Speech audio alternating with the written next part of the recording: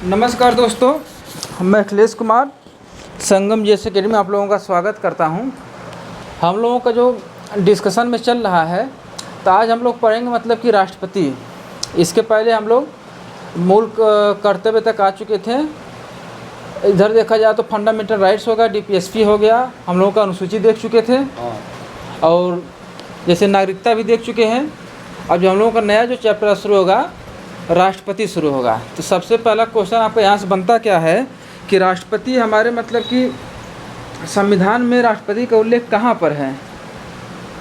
तो आज मतलब कि राष्ट्रपति स्टार्ट किए तो जैसे संविधान के भाग 5 में हम लोग संघ पढ़ते हैं, संघ, और जो आर्टिकल मतलब 52 है उसमें राष्ट्रपति के बारे में उल्लेख किया गया है कि भारत का एक राष्ट्रपति होगा। आर्टिकल 52 ये कहता है कि भारत का एक राष्ट्रपति होगा, तो वहाँ पर इनका उल्लेख किया गया है राष्ट्रपति के बारे में।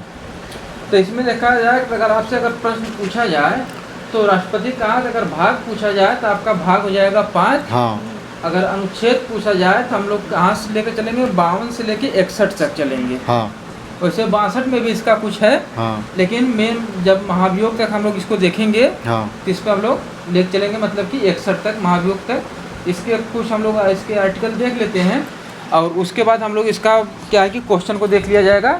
और जो भी जैसे मतलब कॉन्सेप्चुअल ज़्यादा क्वेश्चन है, जैसे उनके शक्तियों के बारे में, अध्यादेश कहाँ जारी करता है, सुप्रीम कोर्ट से सलाह किस अनुच्छेद के अंदर लेगा, ये सब हम लोग डिस्कस कर लेते हैं। और बाद में जो स्टेटमेंट वाला क्वेश्चन रहेंगे, हम लोग जब प्रश्नों के थ्रू जब चलेंगे तो वहाँ पर उसको डिस्कस कर लिया जाएगा। ठीक है, तो आप लोग वीडियो देखते रहिए, इसी तरह पढ़ाई अपना ध्यान से करिए। और क्या है कि चैनल का आप लोग सब्सक्राइब करते हुए चलिए, क्योंकि जो हम लोग के पास डाटा आ रहा है उसमें 85% लोग हैं जो बस वीडियो देख रहे हैं। तो हम लोग आप लोगों के लिए इतना कुछ लेकर आ रहे हैं, तो आप ही लोग थोड़ा ध्यान रखिए कि हम लोग जब मेहनत है तो थोड़ा सा आप ही लोग साथ देंगे तो हम लोग और इसको अभी शुरू करेंगे। अभी जैसे हम लोग जैसे एसएससी जीडी का हो गया, यूपी पुलिस हो गया, एनटीपीसी हो गया, तो इसका हम लोग शुरू करने वाले हैं मतलब कि मेन टॉपिक का। जैसे एनटीपीसी में हम लोग साइंस स्टार्ट करें। हाँ, साइंस भी कर सकते हैं। हाँ, वहाँ से बन जाएगा। जीएस में जैसे भूगोल से होगा तो उसका टॉपिक बाई टॉपिक हम लोग उसको करवा दिया जाएगा। जैसे झील, भारत में झील कहाँ कहाँ है, कितनी झील है, दर्रे कौन है और ग्लेशियर कितने हैं, दर्रे कौन सा हिमालय तो में, ये सब हम लोग उसको कवर करा देंगे। इसका हम लोग एक तरह से तो पीडीएफ के थ्रू भी अगर चाहेंगे तो पढ़ा देंगे, नहीं तो वाइट बोर्ड पर पढ़ा देंगे और एक बार डिस्कस जरूर किया जाएगा उस पर। एग्ज़ाम के पहले तक हम लोग इसको ख़त्म कर देंगे आप लोगों का। ठीक है, तो आइए हम लोग शुरू करते हैं। तो अब देखा जाए जैसे तो राष्ट्रपति जब हो गया तो राष्ट्रपति भाग 5 में हो जाता है आपका। और अनुच्छेद अगर हम 52 की बात करते हैं तो 52 में क्या कहा गया है? अनुच्छेद 52 में कहा गया मतलब कि भारत का एक राष्ट्रपति होगा। ठीक है, तो इसके बाद हम लोग चलते हैं नेक्स्ट अनुच्छेद पर। तो अनुच्छेद 53 हम लोग देखते हैं। तो अनुच्छेद 53 में क्या है? हाँ, तो अपना संघ की समस्त कार्यपालिका शक्ति राष्ट्रपति। इसमें जो अनुच्छेद 53 है उसमें चर्चा किया है कि जो भारत की जो समस्त कार्यपालिका शक्ति होगा वो राष्ट्रपति मतलब जो संघ की जो कार्यपालिका शक्ति होगा वो राष्ट्रपति में निहित होगा। आर्टिकल 53 ये व्याख्या करती है।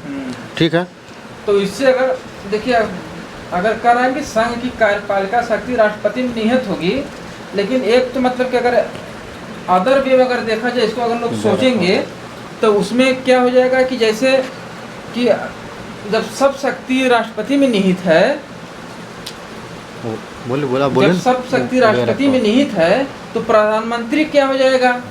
तो प्रधानमंत्री का मतलब कर्तव्य वहाँ पर तो जो प्रमुख होता है, जो मेन शक्ति जो हमारा तो प्रधानमंत्री का, लेकिन राष्ट्रपति को नाम मात्र का बनाया गया है। ठीक है, लेकिन वास्तविक शक्ति किसके पास होती है कार्यपालिका की? तो वो हो जाता है आपका प्रधानमंत्री के पास होती है। लेकिन अगर कोई समझ अगर क्वेश्चन बनेगा तो आपको वहाँ पर राष्ट्रपति नहीं मानना, क्योंकि जितने भी कार्य होंगे राष्ट्रपति के नाम से होंगे, लेकिन जो फैसला लेगा वो मतलब कि मंत्रिमंडल के थ्रू होता है। ठीक है, राष्ट्रपति के थ्रू आपका हो जाता है। तो ये आपका क्या हो जाता है? आर्टिकल 53।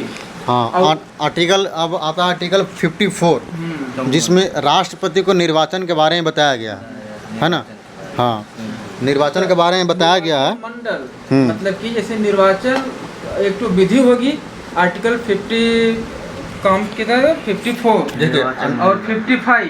नहीं, आर्टिकल 54 में थोड़ा सा मतलब एक्सप्लेन कर देते हैं कि जब राष्ट्रपति का निर्वाचन होगा तो संसद के जो सदस्य हों, जो निर्वाचित सदस्य इनके मतलब कि निर्वाचन में भाग लेंगे, और राज्य जो विधानमंडल का जो निर्वाचित सदस्य है, और जिस राज्य जिस मतलब जिस संघ शासित प्रदेश में विधानसभा है वहाँ का निर्वाचित सदस्य इनके चुनाव में भाग लेंगे।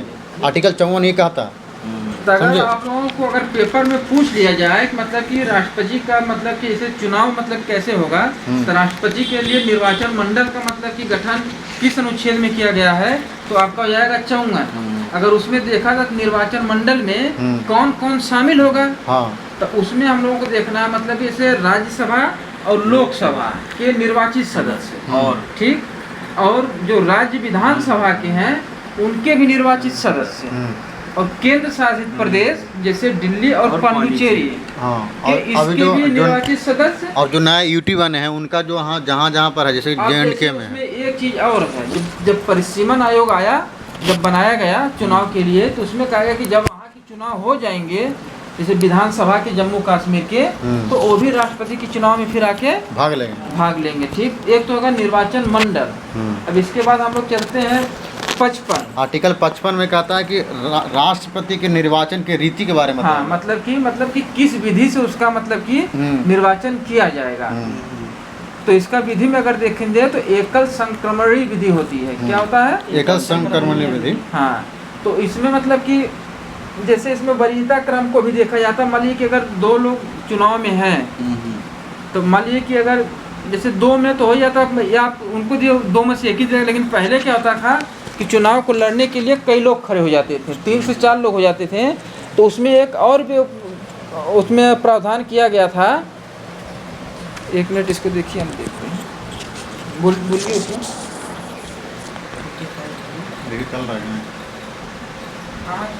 चल रहा है ना उसमें आप थोड़ा सा बोलिए उसको, विधि में चुनाव की विधि जो है। हाँ, राष्ट्रपति की जो पदावधि है उसमें जो राष्ट्रपति का हाँ पदावधि में और विधि में आपका राष्ट्रपति के निर्वाचन की जो रीति है उसमें जो हम लोग बात कर रहे थे, तो मतलब कि उसमें जो प्रत्येक जो निर्वाचित सदस्य होते हैं उनके मतदान देने का जो अधिकार होता है, हकदार होते हैं।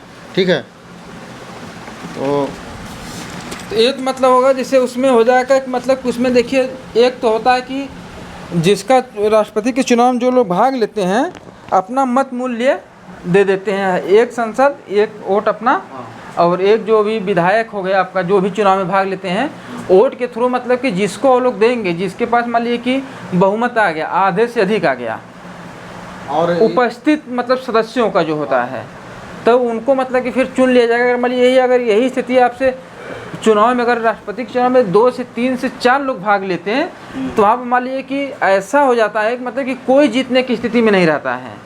मतलब तो उसमें दोबारा चुनाव की प्रक्रिया से बचने के लिए उसमें वरीयता क्रम एक ऑप्शन दिया जाता है। आपको जब वोट देना रहेगा तो उसमें आप मतलब कि जैसे आप हो गए एक उम्मीदवार, और एक उम्मीदवार टाइगर हो गया, और एक उम्मीदवार शिशपाल जी हो गए। ठीक, तो हम लोग जैसे वोट दिए, 10 लोग आपको दे दिए, 5 लोग उनको दे दिए, 3 लोग इनको, कोई नहीं बना, जो चाहिए जितना वोट किसी को नहीं मिला। तो पहले इनको क्या करेंगे कि इनका देखते हैं इनकी वरीयता क्रम क्या थी। तो अगर पहला प्रेफरेंस आपको दिए हैं, दूसरा मतलब कि इनको दे दिए हैं, तो इनका देखते आप जैसे नहीं जीत रहे हैं तो कहेंगे अच्छा हमारा वोट इधर ट्रांसफ़र कर दिया जाए, जो वहाँ पर जीतने की जिसकी संभावना रहेगी वोट ट्रांसफ़र वहाँ पर हो जाता है। ठीक है, ये तो हो गया। अब आर्टिकल, हाँ आर्टिकल हम लोग 56 देखते हैं। आर्टिकल 56 में है राष्ट्रपति की पदावधि। हाँ, राष्ट्रपति की पदावधि मतलब कि राष्ट्रपति का कार्यकाल।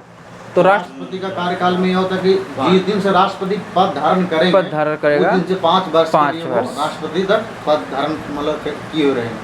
ठीक है, तो इसमें अगर हम लोग थोड़ा सा और देख लेते हैं, मतलब कि इसे राष्ट्रपति को मतलब हटाया कैसे जा सकता है। तो जैसे कि देखिए, एक तो पद हो गया, मतलब कार्यकाल हो गया, अगर मान लीजिए बीच में वो छोड़ना भी चाहता है तो क्या क्या उसमें प्रावधान है। कई तरह से उनका पद समाप्त होता है। हाँ, मतलब अगर इस क्वेश्चन पर हम लोग आएंगे कि राष्ट्रपति किन के माध्यम से पदों की समाप्ति हो सकता है, कैसे हो सकता है। एक तो स्वेच्छा से छोड़ते हैं, त्याग पत्र द्वारा, तो उपराष्ट्रपति को त्याग पत्र देंगे वो। एक उनके महाभियोग चला जाता है आर्टिकल 61 के तहत, जिसको हम इंग्लिश में इम्पीचमेंट बोलते हैं, तो उनके थ्रू उनको हटाया जाता है।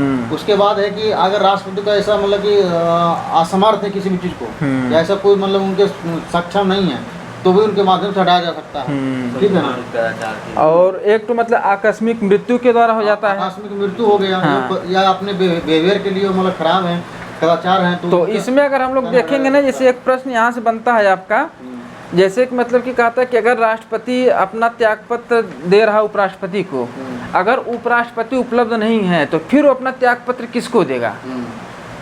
तो यहाँ प्रश्न, फिर यहाँ अगर ये प्रश्न बन जाए कि अगर राष्ट्रपति की अनुपस्थिति में, अगर राष्ट्रपति उपराष्ट्रपति की अनुपस्थिति में अगर राष्ट्रपति अपना त्यागपत्र देना चाहता है, तो अगर मतलब उपराष्ट्रपति नहीं है तो वो मतलब कि सर्वोच्च न्यायालय के जो मुख्य न्यायाधीश हैं उनको देते हैं, उनको अपना त्यागपत्र देता है। तो हम लोग इसके बाद देख लेते हैं आर्टिकल, मतलब कि हाँ, और देखिए एक महाभियोग वाला, उसमें अगर हम लोग देखें थोड़ा सा बस चर्चा कर लेते हैं आर्टिकल पर तो बात करें। हाँ ठीक है। हाँ, अब अगला आर्टिकल है 57, पुनर्निर्वाचन के लिए पात्रता।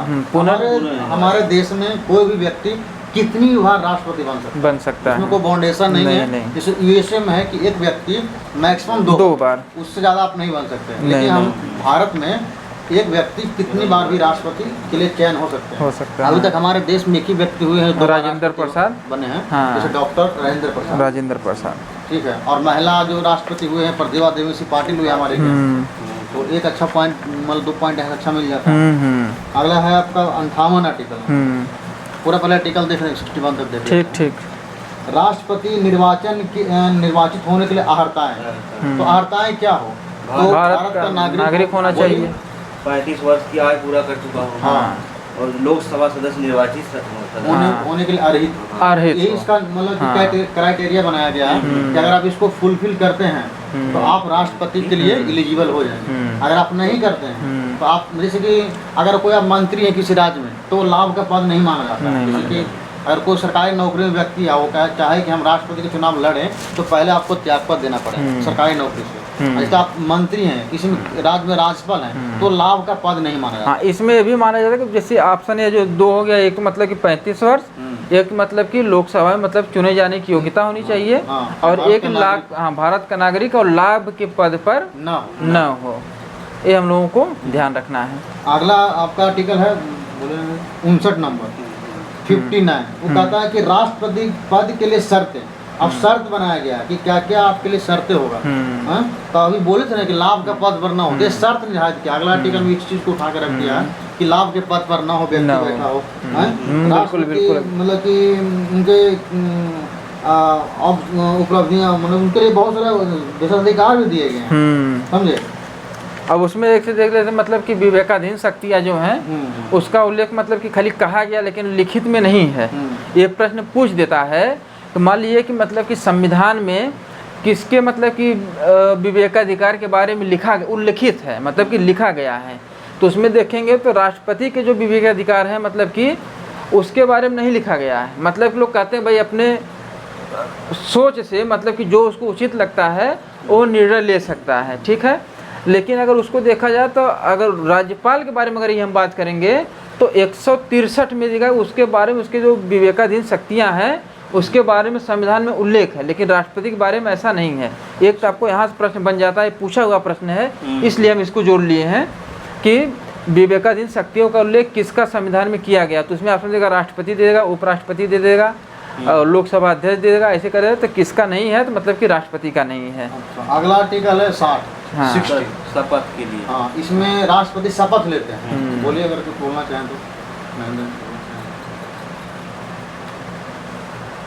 तो देखिए इसमें जो क्या होता है शपथ में, जैसे हमारे अनुसूची पढ़े हैं ना, 3 में शपथ के बारे में दिया गया है, लेकिन राष्ट्रपति उसमें उनके थ्रू शपथ नहीं लेगा। ये आर्टिकल 60 के माध्यम से, 60 के माध्यम से ये शपथ लेते हैं। और भारत के जो सर्वोच्च न्यायालय के जो मुख्य न्यायाधीश होते हैं उनको ये शपथ, मतलब वो इनको शपथ दिलाते हैं। अगर वो नहीं है तो उस मतलब कि सर्वोच्च न्यायालय के बाद जो भी वहाँ पर जो सबसे वरिष्ठतम न्यायाधीश होंगे वो राष्ट्रपति को शपथ दिलाएंगे। ये इसमें यही है और कुछ नहीं है।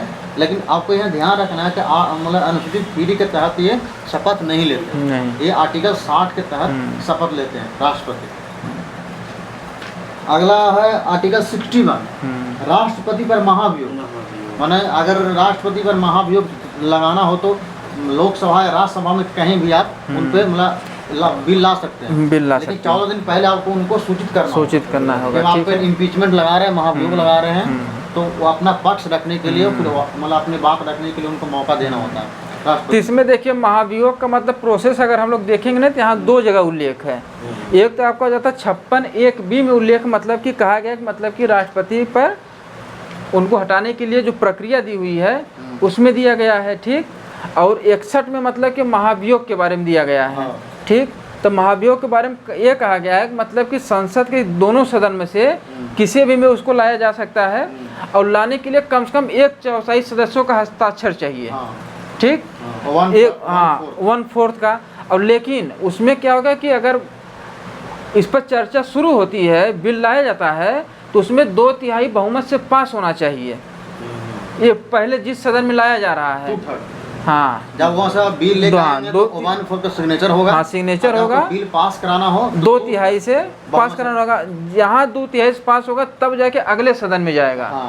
तो अगर अगले सदन में भी आपको 2/3 से पास हो गया तो राष्ट्रपति को महाभियोग लगा उनके पद से हटा दिया जाता है, ठीक है। इस पर क्वेश्चन अगर देखते हैं अगर है तो क्वेश्चन हम देखिए इसमें करते हैं, ठीक है। क्वेश्चन हम लोग करते हैं। ये पहला क्वेश्चन है आरओ का क्वेश्चन है। तो इसमें पहले देखिए क्वेश्चन पूछा, निम्नलिखित में से कौन भारतीय गणतंत्र का प्रमुख है? तो इसमें भारत के जो राष्ट्रपति होते हैं वो भारतीय गणतंत्र का प्रमुख होता है, ठीक है। अब हम लोग देखते हैं क्या है कि इसे भारत का राष्ट्रपति कथन है, ठीक। इसमें हम लोग को करना सही है या गलत है, ठीक है। तो भारत का राष्ट्रपति ब्रिटिश राजा से भिन्न है, कथन सही है कि गलत है? गलत है, ठीक है। और भारत के राष्ट्रपति का पद अमेरिका के राष्ट्रपति से मिलता है?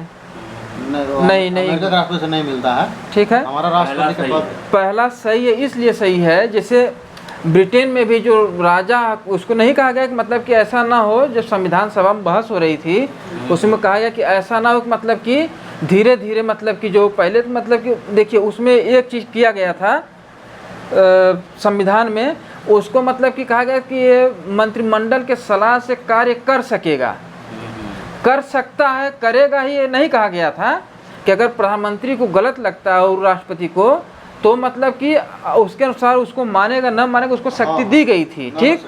तो इसलिए कहा गया कि फिर उस बाद में बहस होने लगी तो कहा गया कि ऐसा ना हो कि मतलब कि जो भारत के राष्ट्रपति की स्थिति है ब्रिटेन के राजा की तरह नहीं, एक नाम मात्र का बस दस्तखत करने के लिए बना। तो इस चीज़ को सत्य कर दिया गया कब? 42वां संविधान संशोधन 1976 में इंदिरा गांधी द्वारा संशोधन किया गया और उसमें कहा गया कि जो राष्ट्रपति है कि मतलब कि मंत्रिमंडल के आदेशानुसार ही कार्य करेगा। तो इस मामले में राष्ट्रपति उससे भिन्न हो गया, हाँ, ठीक है। जब ये संशोधन आया तब। चलिए अब हम लोग नेक्स्ट क्वेश्चन देखते हैं। संघीय कार्यपालिका का मुखिया भारत का राष्ट्रपति होता है। तो ये भी क्वेश्चन हम लोगों का बिल्कुल सही है कि संघीय कार्यपालिका जो मुखिया होता है वो राष्ट्रपति होता है, ठीक है। और राष्ट्रपति की शक्तियाँ की कोई सीमा नहीं है। तो सीमा तो है, ऐसा है कि राष्ट्रपति तो फ्री छोड़ नहीं दिया गया, मतलब कि जो मन हो तो कर दे, ठीक। तो ऐसा अगर रहता तो मतलब कि ये तो पूरा संस्थाओं को कैप्चर करेगा, खुद राष्ट्र का प्रमुख बन जाता, तानाशाही व्यवस्था फिर आ जाती यहाँ पर, है ऐसा। क्या मतलब कि ये गलत है कि शक्तियों की सीमा है। हमारे संविधान में हर पद का एक सीमा बनाया गया, आप ही सीमा सजा नहीं कर सकते। अगर उस सब जा रहे हैं तो आप इसका मतलब संविधान के ऊपर काम कर रहे हैं, इसका मतलब तानाशाह हो गया, आप कोई सीमा में रहे काम कर रहे हैं। देखिए क्वेश्चन ये भी बीपीएससी का क्वेश्चन है, पूछा हुआ गया था 60वीं और 62वीं बीपीएससी में 2 बार पूछ दिया गया क्वेश्चन। तो भारत के राष्ट्रपति अपनी शक्तियों का प्रयोग करते हैं, ये कहा मतलब कि सीधा करेंगे या किसी के माध्यम से करेंगे, ठीक है। तो इसमें अगर देखा जाए तो ऑप्शन में हम लोग ले लेते हैं तो सीधे अथवा अपने अधीनस्थ अधिकारियों के द्वारा करेगा, स्वयं तो करेगा नहीं, तो माध्यम तो कोई रखेगा ना। तो यही है कि मतलब कि अधिकारियों द्वारा अपने शक्तियों का वो है प्रयोग करता है, ठीक है। अब ये तो रिपीटेड क्वेश्चन वाली इसमें हम लोग चर्चा कर चुके हैं। केंद्र की कार्यपालक शक्ति भी राष्ट्रपति में निहित होती है, ठीक है।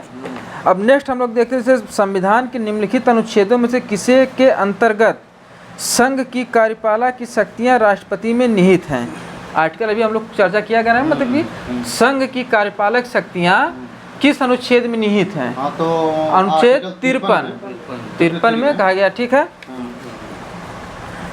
ये भी मान लीजिए कि रिपीटेड क्वेश्चन। अब हम लोग नेक्स्ट देखते हैं।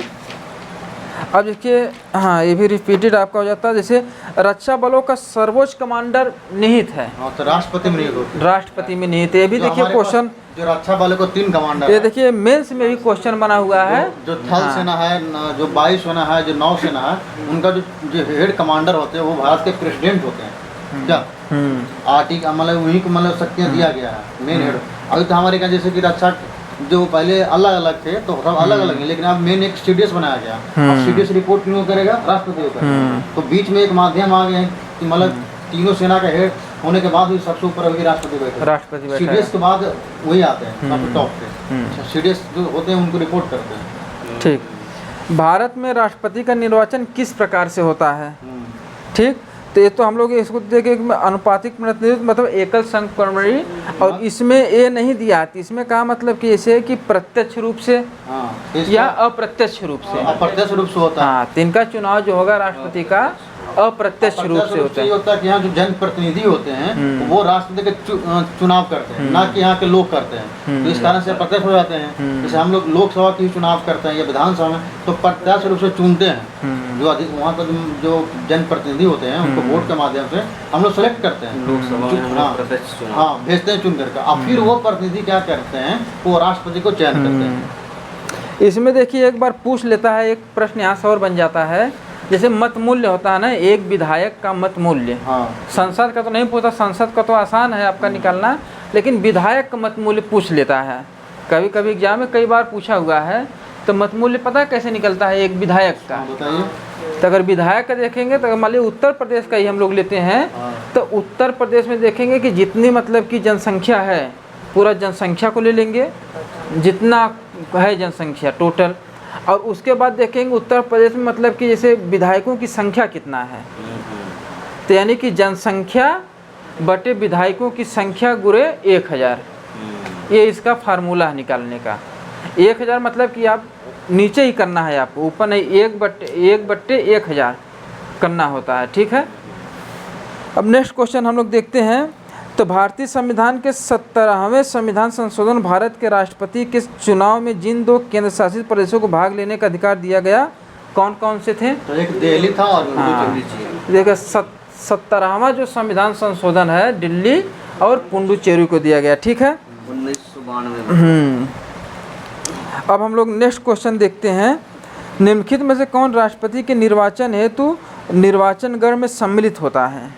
तो अभी तो हम लोग चाहते हैं कि बताइए इसमें कौन कौन सम्मिलित होता है निर्वाचन में? जो मतलब कि संसद का जो सदस्य होते हैं, हाँ। वो जो निर्वाचित सदस्य होते हैं वो भाग लेते हैं, और जो विधानसभा जो निर्वाचित सदस्य होते हैं वो भाग लेते हैं, और जो यूपी में है, जो केंद्र शासित प्रदेश में जो निर्वाचित सदस्य हैं, हाँ, वो भी भाग लेते हैं, ठीक है। अब देखिए नेक्स्ट क्वेश्चन हम लोग देखते हैं। तो ये तो मान लीजिए आपके रिपीटेड क्वेश्चन, इसको अब देखिए। हाँ, रिपीट क्वेश्चन हम लोग नहीं देखते हैं। नए नए क्वेश्चन को देंगे तो ऐसे करेंगे तो बहुत टाइम लग जाता है। अब क्वेश्चन सब कुछ है तो एक ही बार रिपीटेड क्वेश्चन हुआ है तो इसको हम लोग छोड़ते हुए चलेंगे, ठीक है। आप लोगों को क्या है कि वीडियो को उसको आप लोग पूरा देखा करिए, और क्या मतलब कि चैनल को थोड़ा शेयर कर दीजिए दोस्तों में, सब्सक्राइब भी करिए, लाइक भी करते रहिए आप लोग, ठीक है। अब देखिए भारत के राष्ट्रपति के उम्मीदवार के प्रस्ताव का अनुसमर्थन किया जाता है, उसमें मतलब कि कितने लोगों का समर्थन किया जाता है। क्वेश्चन नंबर 25 है। तो इसमें मतलब कि उनके प्रस्तावक के रूप में कितने होते हैं? 50 प्रस्ताव मतलब होते हैं। पहले 10 था, तो उसको हटा कि अब कितना 50 हो गए प्रस्तावक और 50 हो गए अनुमोदक। 50 आपके हो गए हैं। पहले कितने थे? 10 थे, लेकिन अब पहला पूछ लेंगे, वर्तमान में ही पूछेगा। और उनको जमानत राशि भी मतलब कि ली जाती है। अगर जमानत राशि पूछ लिया जाए कितना होती है, तो आपका 15,000 हो जाएगी, 15,000 होगी, ठीक है, याद रख लेना इसको, ठीक। नेक्स्ट क्वेश्चन हम लोग देखते हैं। अब देखिए यहीं पर हम लोग अभी जो चर्चा की है ना, मतलब कि भारत के राष्ट्रपति के चुनाव निर्वाचन मंडल में अब विधानसभा के निर्वाचित सदस्यों के मत का मूल्य, क्या विधानसभा के मत का मूल्य पूछ रहा है ना, तो उसके राज्य की जनसंख्या अब पहला ऑप्शन इसमें दिया कि राज्य की विधानसभा की निर्वाचितों की संख्या गुरे 100, यहाँ 100 नहीं होगा, 1000 होगा। अब देखिए इसमें दूसरा ऑप्शन अगर देखते हैं कहीं, ऑप्शन नंबर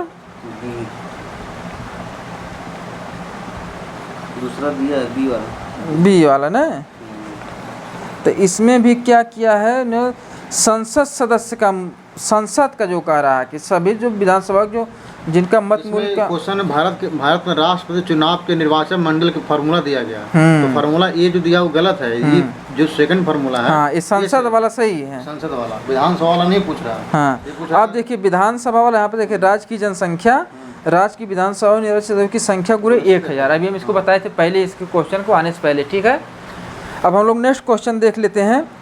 तो भारत के राष्ट्रपति के उम्मीदवार के लिए क्या आवश्यक नहीं है, पूछ रहा है कि आवश्यकता क्या क्या होती है। अभी हम लोग चर्चा किए थे, एक तो 35 वर्ष की आयु हो जानी चाहिए, भारत का नागरिक हो, भारत का नागरिक हो, लोकसभा पद का चुनाव, हाँ, लोकसभा की मतलब कि हाँ चुनने के लिए अर्हित हो, और लाभ के पद पर न हो। तो हम लोग इसमें देख लेते हैं।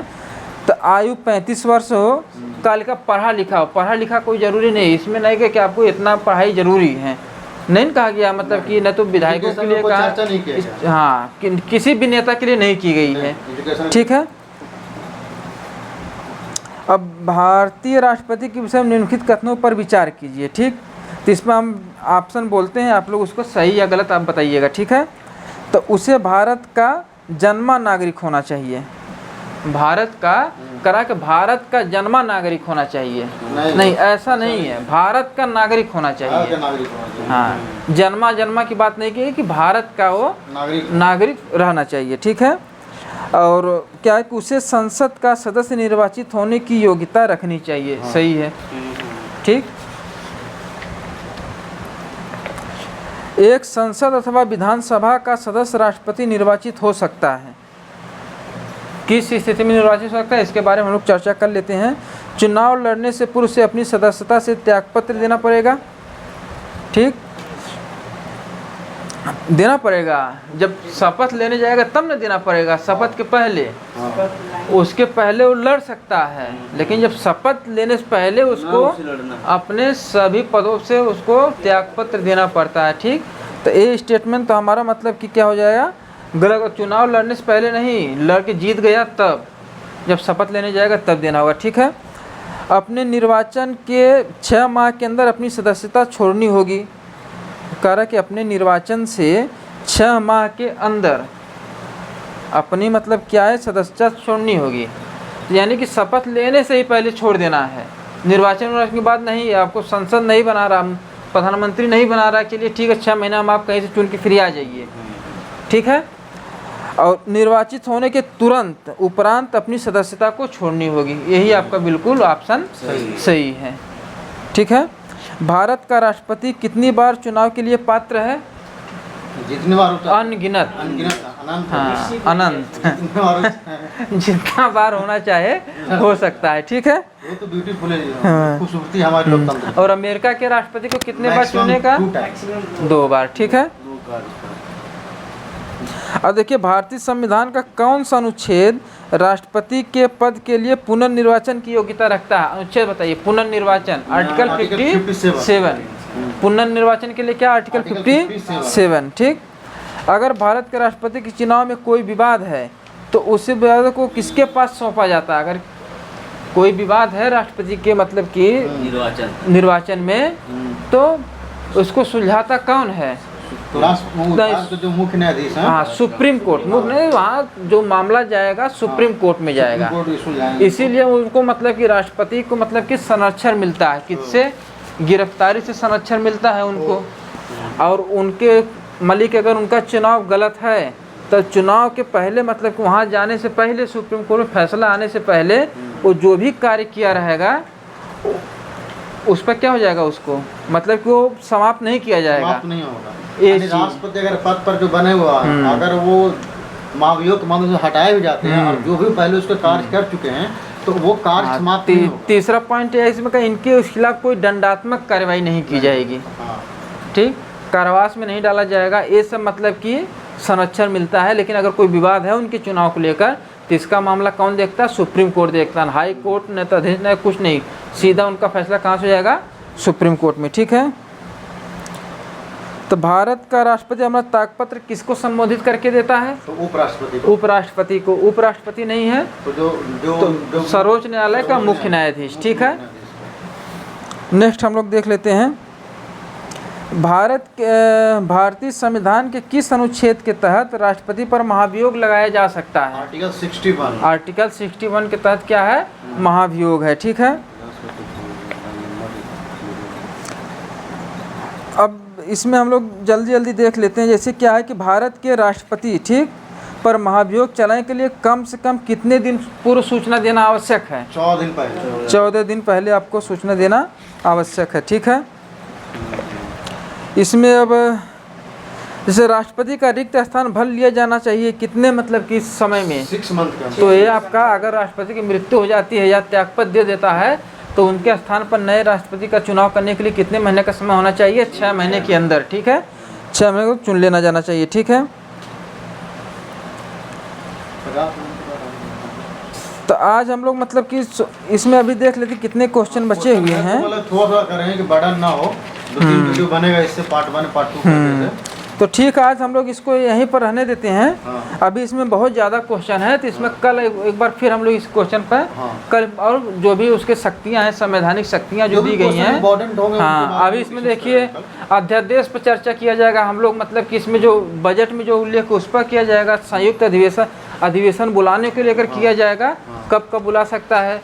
अब जैसे उसमें सलाहकारी शक्तियाँ उसके पास जो है, जैसे देखें कि जैसे शत्रवसान क्या होता है, शत्रु कैसे आहूत करते हैं, कितने गैप होना चाहिए उसमें, राष्ट्रपति पर जो अध्यादेश कैसे जारी करते हैं, कब जारी कर सकते हैं, क्या उनका कंडीशंस है, वो सारी बातें हम लोग करेंगे और बहुत सारे क्वेश्चन देखेंगे। इसमें देखिए अभी एक लेटेस्ट हम लोग बता देते हैं आपको। जैसे तो अगर मतलब कि जैसे लोकसभा भंग करने की जो शक्ति है वो भी मतलब किसके पास है, राष्ट्रपति के पास है। लेकिन उसमें अगर देखा गया तो मतलब कि कौन उसको सलाह, किसके सलाह पर करेगा, जो मंत्रिमंडल, तो मंत्रिमंडल के सवाल करेगा। ठीक, लेकिन यहाँ पर प्रश्न ये बनता है कि अगर मान लीजिए कि अगर विश्वास नहीं होगा कि आप विश्वास मत अपना साबित करिए लोकसभा में, अगर कोई प्रधानमंत्री अपना विश्वास खो देता है लोकसभा में, हाँ मतलब कि विश्वास अपना खो देता है लोकसभा में और फिर कहे मतलब कि राष्ट्रपति से मतलब कि आपको लोकसभा इसको भंग कर दीजिए, तो क्या वो भंग कर सकता है क्या? तो जैसे अगर मान लीजिए कि अगर लेटेस्ट प्रधानमंत्री हैं मोदी मान लीजिए हैं, अगर गठबंधन की सरकार है, अगर विश्वास मत उनको साबित करने के लिए लोकसभा में कहा जाए, अगर मान लीजिए वो नहीं साबित कर पाते हैं, तो अगर वो कहेंगे राष्ट्रपति से अगर हम नहीं कर पाए तो आप लोकसभा को भंग कर दीजिए, हम दूसरे चुनाव की तरफ जाएंगे, तो क्या ये संभव है? तो जैसे इसमें 2 एग्जाम्पल आप लीजिए, एक तो आप ले लीजिए नेपाल वाला एग्जाम्पल, एक तो आप लीजिए पाकिस्तान का, 2 लेटेस्ट है। तो उसमें यही है कि अगर विश्वास मत प्रधानमंत्री खो देगा और फिर लोकसभा भंग करने के लिए कहेगा तो राष्ट्रपति उसको नहीं भंग करेगा, क्योंकि उसको अधिकार है मतलब कि आप विश्वास में रहिए तभी न भंग करेंगे। जैसे अभी लेटेस्ट में भी देखिए इमरान खान प्रधानमंत्री था, और जब उसको साबित करने के लिए कहा गया तो नहीं साबित कर पाया, तो उसके बाद उसने आदेश दिया कि इसको मतलब कि भंग कर दिया जाए, तो भंग करवा भी देता है राष्ट्रपति से दबाव लेकर, लेकिन वहाँ पर सुप्रीम कोर्ट आ जाता है, कहता यहाँ कैसे लाए तुम, जब वो विश्वास तुम्हारा है नहीं तुम कैसे भंग करवा दोगे, तुम्हारा ऑर्डर नहीं चलेगा। हाँ, तो फिर उसके बाद शहबाज शरीफ को फिर वहाँ का प्रधानमंत्री बनाया गया, नहीं तो फिर चुनाव हो जाते हैं। तो ये चीज़ है, ये सब की चर्चा हम लोग कल वाली वीडियो में करेंगे। तो मतलब इसमें विपक्ष का जो नेता होते हैं वो प्रधानमंत्री होते हैं। हाँ। अगर एक पक्ष का हार गए तो आकर वो शासन चला। हाँ, तो फिर तो उसके बाद तो फिर राष्ट्रपति की विवेकाधीन शक्तियाँ काम करेंगे ना।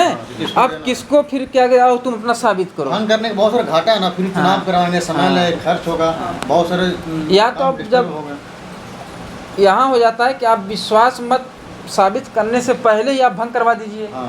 आप प्रधानमंत्री भी अभी हम पटल पर विश्वास मत नहीं साबित करवा रहे हैं, तो छोड़ो विश्वास नहीं करेंगे, भंग करते हैं, नया चुनाव करवाते हैं, ये संभव है। लेकिन अब खो दिए विश्वास मत, फिर आप नहीं भंग करवा सकते हैं। ठीक, चलिए तो आज के बस इतना ही, आप लोग पढ़ते रहिए ऐसे ही।